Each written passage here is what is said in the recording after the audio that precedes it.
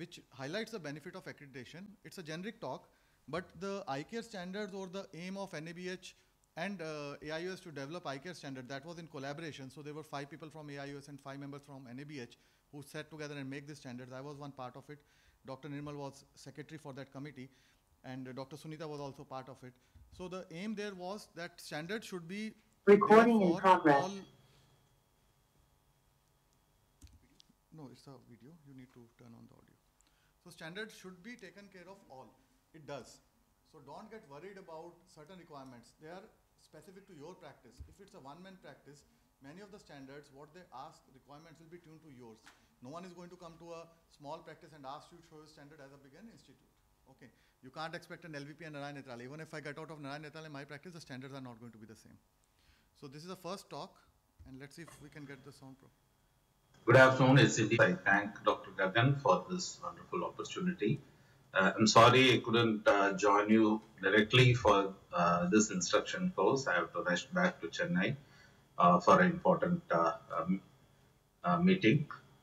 So my topic today is on the benefits of accreditation, why it is needed for modern ICARE practices. And these are my credentials. I've been with NABH and in the accreditation industry for more than a decade. I work with NABH as in a honorary capacity as the principal assessor and passionate to improve the quality of ICARE services. So what are the benefits with reference to accreditation? So basically we have 3 group of practitioners among us, the fresh postgraduates who are just out of the medical college or fellowship, the young practitioners with minimal experience in managing hospitals or heading the departments, and then we have the third set of practitioners who have experience in running the hospital or managing the multiple chain of hospitals. So basically accreditation is self-assessment and external peer assessment process used by the hospital to accurately assess their level of performance. So this is important. The 3 key words are external peer assessment. Second is the performance in relation to the noted established standards, and then to implement ways to continuously improve it. So how do we do this? So it's based on written and published standards. The reviews are conducted by your own peers, and this process is administered by a third party, is an independent body. And aim of the accreditation is to encourage organizational development. As you all know, when you enter healthcare or those who are working in healthcare, we know that it's a very complex process involving various stakeholders, the government, the insurance companies, the staff who are working with us, the doctors, the staff nurses, the allied medical professional, the service providers like housekeeping personnel, drivers. So it's a maze of, it's a complex process. And what accreditation does is it simplifies to help us understand the system in a better way in terms of structure, process, outcome, and the input and output. So basically, it helps us to understand the various aspects of running a hospital in a simplified manner. So accreditation benefits a lot of, you can see a lot of logos in many of the brand centers in the brochures and the displays. So right from the JCI, which was one of the earliest accreditation, to NABH and then ISO. So how does this help? It helps us to understand the regulatory requirement of running a hospital. So the base of this pyramid is the regulation, law, and ethics. Most of us are not aware of this when we come out of medical college or even in private practice. So it helps us to, the standards helps us to understand the regulatory requirement of running a hospital. The second important aspect is documentation or process management. So we are happy with the clinical work, but unfortunately many of us don't understand the importance of documentation and its importance in improving the practice. So it helps in understanding the efficiency, improving the efficiency, and also understanding the process.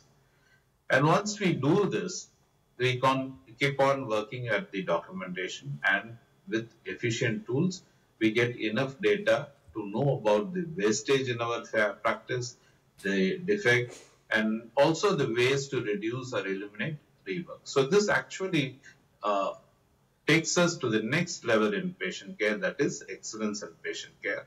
Once we reach this step at pyramid, we can also see that there is a perceptible improvement in patient satisfaction, employee satisfaction, and management satisfaction.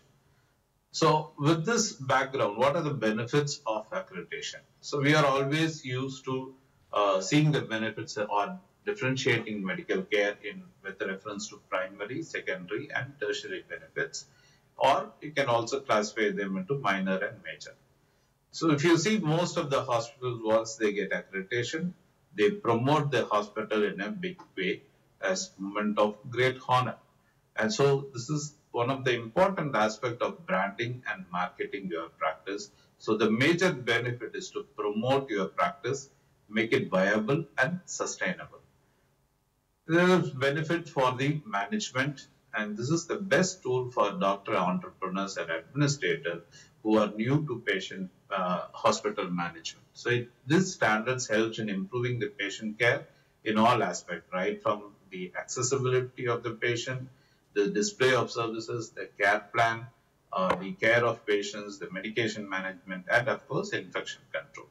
It engages the staff. Most of us are finding it difficult to manage the staff and make them align with mission, vision, and objective of ourselves and our hospital.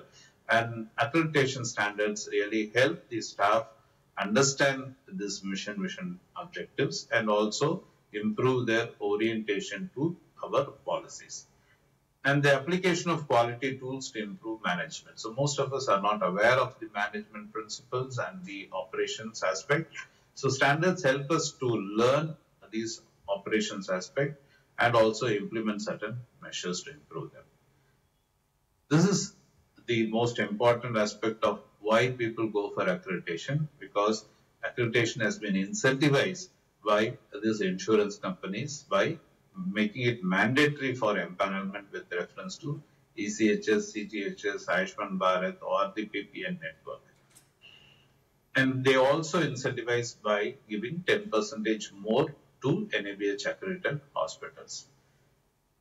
This is one of the important branding element, benchmarking our practice with reference to various quality awards and based on quality indicators. So most of the companies or organizations giving the healthcare awards is based on these indicators.